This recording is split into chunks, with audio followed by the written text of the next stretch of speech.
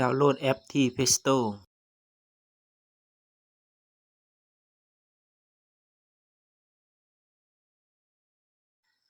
แล้วพิมพ์คำว่า Lao App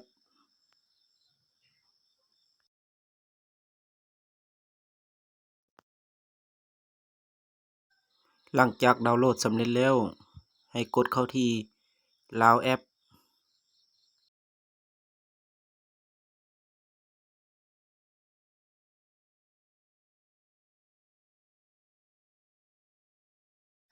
กดเข้าปุ่มเมนู eKYC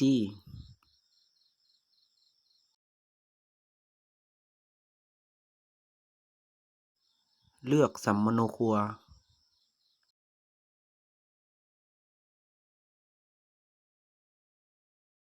ถ่ายหน้าที่ 1 ของสัมมโนครัว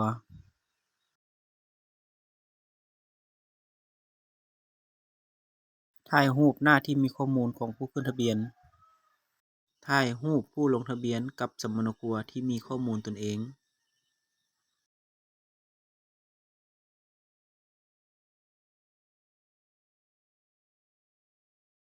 ป้อนเบอร์โทรผู้ที่ขึ้นทะเบียน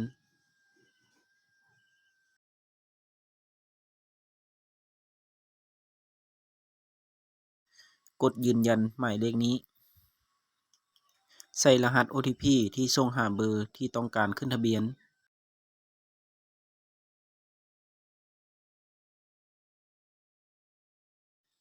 กดตกลง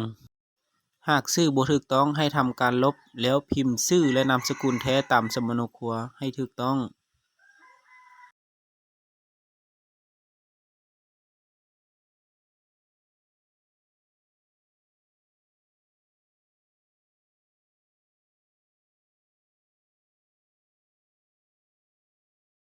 หากวันเดือนปีเกิดบ่ถูกต้องให้แปะที่รูปปฏิทิน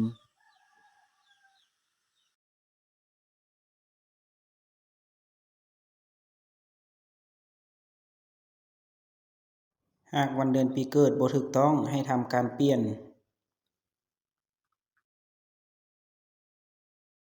รวมทั้งชนเผ่าและสัญชาติ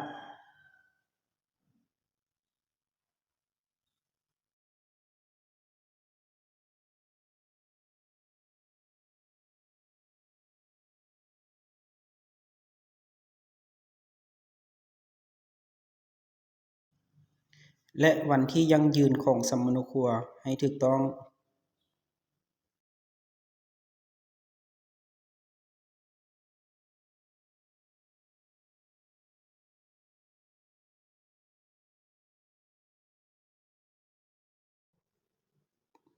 กดที่ยืนยันสืบต่อ